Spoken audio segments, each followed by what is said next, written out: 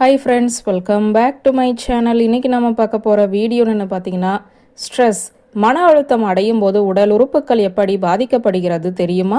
வாங்க இன்னைக்கு அதை பத்தி தெரிஞ்சுக்கலாம். தற்போதைய பிஸியான காலகட்டத்தில் பெரும்பாலானோர் மன அழுத்தத்தால் போராடி வருகின்றனர். மன அழுத்தம் என்பது உணர்ச்சி அல்லது உடல் பதற்றத்தின் உணர்வாகும். இந்த மன அழுத்தமானது விரக்தியாகவோ கோபமாகவோ அல்லது பதட்டமாகவோ உணரச் செய்யும். எந்த ஒரு நிகழ்வு அல்லது எண்ணத்திலிருந்தும் வரலாம். ஒருவர் மன அழுத்தத்தில் இருந்தால் அது ஒவ்வொருவருக்கும் ஒவ்வொரு மாதிரி வெளிப்படும். அதில் சிலர் நெஞ்சு பகுதியில் மிகுந்த அழுத்தத்தை உணரக்கூடும். இன்னும் சிலர் முகப்பரு பிரச்சனையை சந்திக்க நேரிடும். ஏனெனில் மன அழுத்தமானது உடலில் மோசமான தாக்கத்தை ஏற்படுத்துகிறது. குறிப்பாக ஒருவர் மன அழுத்தம் அடையும் போது உடலின் ஒவ்வொரு உறுப்புகளும் ஒவ்வொரு விதத்தில் பாதிக்கப்படுகிறது.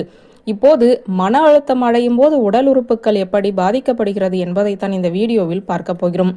மன அழுத்தமானது தசைகளில் வலி மற்றும் காயங்களை ஏற்படுத்துகிறது. மேலும் இது தசைகளில் பிடிப்புகளையும் உண்டாக்கும். ஏனெனில் மன அழுத்தம் கொள்ளும் போது தசைகள் பதற்றம் அடைகிறது. இன்னும் தீவிர நிலையில் இது கீழ்வாதம், ஃபைப்ரோமியால்ஜியா மற்றும் பிற நிலைமைகளின் அறிகுறிகள் தீவிரமாக வழிவகுக்கும். நீங்கள் அதிகமாக மன அழுத்தம் அல்லது பதற்றம் அடையும் போது வயிற்று வலி அல்லது நெஞ்செரிச்சலை அனுபவித்து இருக்கிறீர்களா? அப்படியானால் உங்களுக்கு மட்டும் இப்படி ஏற்படுவதில்லை. பல ரிசர்ச் படி மன அழுத்தமானது செரிமான மண்டலத்தில் தாக்கத்தை ஏற்படுத்துவதாக தெரிய வந்துள்ளது. அதுவும் வயிற்று வலி, வாயு தொல்லை, மலச்சிக்கல் போன்ற எளிய செரிமான பிரச்சனைகள் முதல் எரிச்சலோட்டம், குடல் நோய்க்குறி, நெஞ்செரிச்சல் வரை தீவிர செரிமான பிரச்சனைகள் வரை உண்டாகும். உடலில் மன அழுத்தம் அதிகரிக்கும் போது அதன் விளைவாக தோள்பட்டை, தலை, தாடை பகுதிகளில் மோசமான விளைவுகளை சந்திக்க நேரிடும். ரிசர்ச் படி மன அழுத்தம், பதட்டமானது தலைவலி, கழுத்து, தாடையில் இருக்கும் கழுத்து தோல் பகுதிகளில் பிடிப்புகள் போன்றவற்றை ஏற்பட தூண்டும். மன அழுத்தம் உடலில் வலிகளை மட்டும் ஏற்படுத்துவதில்லை, ஒருவரது நோய் எதிர்ப்பு மண்டலத்தையுமே மோசமாக பாதித்து நோய் எதிர்ப்பு மண்டலத்தை பலவீனப்படுத்துகிறது.